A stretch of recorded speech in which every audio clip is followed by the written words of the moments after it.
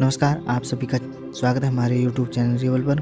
कृपया इसे सब्सक्राइब करें और इस बेल आइकन को प्रेस करें ताकि आपको हर नई वीडियो की नोटिफिकेशन मिलती रहे। Himachal Pradesh state electricity board limited द्वारा ड्राइवर्स की पोस्ट निकाली गई है। नोटिफिकेशन 7/4/2021 को निकाली गई थी, जिसके अनुसार 19/4/2021 से फॉर्म भरना शुरू हो जाते हैं, लेकिन कोविड-19 की वजह से 22 अप्रैल 2021 से फॉर्म भरने शुरू हुए हैं और 18/5/2021 तक आप इन फॉर्म को ऑनलाइन भर सकते हैं। यानी कि फॉर्म भरने की लास्ट डेट 18/5/2021 को शाम 5 बजे है। पोस्ट जो है ड्राइवर की भरी जा रही है। 50 पोस्टें हैं। डेली बेसिस पर 336 रुपये पर दिन का मिलेगा। यानी कि पे स्केल जो है 6,400 से 20,202 प्लस 3,450 रुपये का ग्रेड पे। टोटल पोस्ट 50 हैं। यहाँ पर नोट नंबर 1 में एब्रीविएशन बताई है। ESM मतलब ex serviceman, BPL below poverty line etcetera. Note number 2 में बताया गया है कि कोई भी एक्स सर्विसमैन और स्पोर्ट्स कोटे का है।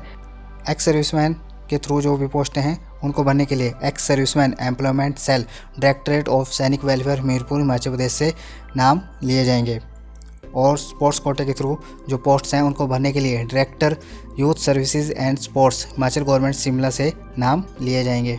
कैंडिडेट के लिए इम्पोर्टेंट इंस्ट्रक्शन दी गई है। पहली इंस्ट्रक्शन में बताया गया है कि कोई भी कैंडिडेट है उसकी एज, क्वालिफिकेशन, एक्सपीरियंस वगैरह वगैरह जो भी है वो 18/5/2021 तक उसके पास होना चाहिए। नोट नंबर 2 में बताया गया है कि कैंडिडेट को अप्लाई करने से पहले इंस्ट्रक्शन को ध्यानपूर्वक पढ़ लेना चाहिए।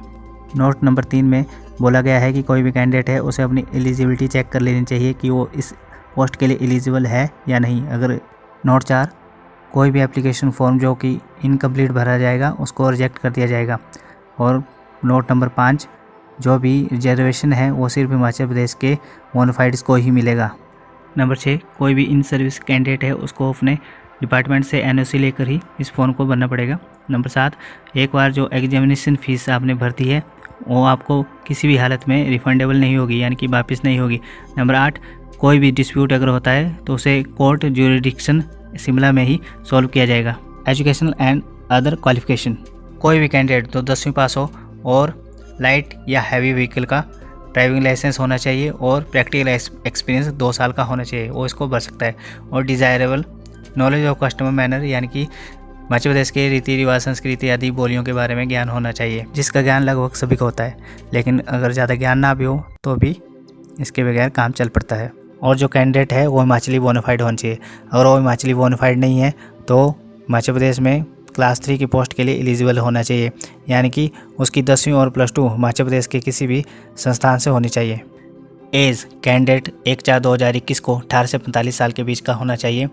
और जो भी इंस्ट्रक्शन हिमाचल प्रदेश गवर्नमेंट द्वारा जारी की जाती हैं उसके अनुसार एज में रिलैक्सेशन भी दी गई है। पोस्ट को भरने के लिए ड्राइवर का चयन किस प्रकार से होगा, इसके लिए अलग से नोटिफिकेशन जारी की जाएगी। नोट नंबर 5 में क्लियरली बताया गया है कि कैंडिडेट को फॉर्म भरने से पहले जितनी भी इंस्ट्रक्शन है वो ध्यानपूर्वक पढ़ लेने चाहिए। यहाँ नोट नंबर 6 में बताया गया है कि कैंडिडेट को अपनी एलिजिबिलिटी जो है इंश्योर कर लेनी चाहिए ताकि बाद में उसका फॉर्म किन्हीं कारणवश रिजेक्ट ना हो जाए। नोट यहाँ पर लिखा गया है कि HPSEBL का डिसीजन आखिरी डिसीजन होगा regarding the eligibility and other condition के लिए। पोस्ट के लिए अपनी एलिजिबिलिटी साबित करना कैंडिडेट का ही दायित्व रहेगा। कैंडिडेट को ये फॉर्म ऑनलाइन ही भरना पड़ेगा, जिसके लिए वेबसाइट लिंक दे दिया है www.hpseb.in। नंबर 8 पे बताया है कि स्कीम ऑफ एग्जामिनेशन बाद में नोटिफाई की जाएगी, यानी कि एग्ज़ाम में क्या क्या आना है उसके बारे में आपको बाद में बता दिया जाएगा। फॉर्म को भरने के लिए फ़ीस जनरल कैटेगरी के लिए 400 और अन्य कैटेगरी के लिए जैसे SC ST इत्यादि के लिए 100 रुपये रखी गई है। पेमेंट जो है कैश में नहीं ली जाएगी और जितनी भी फीमेल कैंडिडेट्स हैं यानी कि लड़कियां हैं वो इस फॉर्म को फ्री में भर सकती हैं। नंबर 10 में दिया गया है मोड ऑफ पेमेंट। आप पेमेंट ई चलान या ई पेमेंट के थ्रू कर सकते हैं, यानी कि आप चलान के थ्रू या ऑनलाइन इस पेमेंट को कर सकते हैं। कैंडिडेट को समय समय पर HPSEBL की साइट खोलनी पड़ेगी ताकि उनको लेटेस्ट अपडेट मिलता रहे। Number 11 category claims.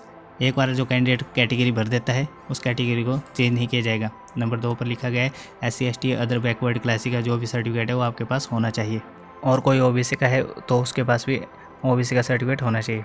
Number 12 other conditions.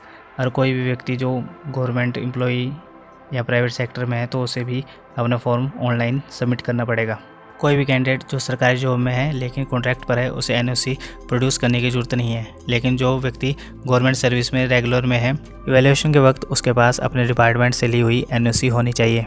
Number 4 में बताया गया है कि कोई भी कैंडिडेट अगर कोई फॉल्स यानी कि झूठी इन्फॉर्मेशन देता है और बाद में उसके बारे में पता चलता है तो उसे उसी वक्त टर्मिनेट कर दिया जाएगा। नंबर 5 में बताया गया है कि कैंडिडेट को अपनी एलिजिबिलिटी इंश्योर कर लेनी चाहिए कि वो इस पोस्ट के लिए एलिजिबल है या नहीं।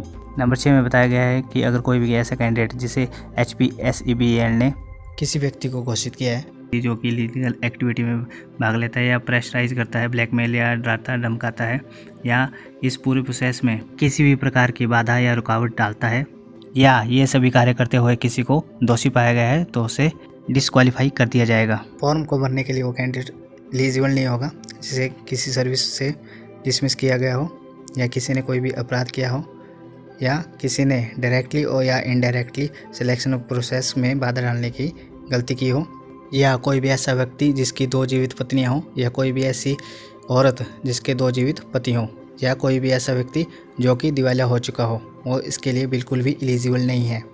इस फॉर्म को वक्त रहते भर दें। इसके लिए लिंक नीचे डिस्क्रिप्शन बॉक्स में मिल जाएंगे।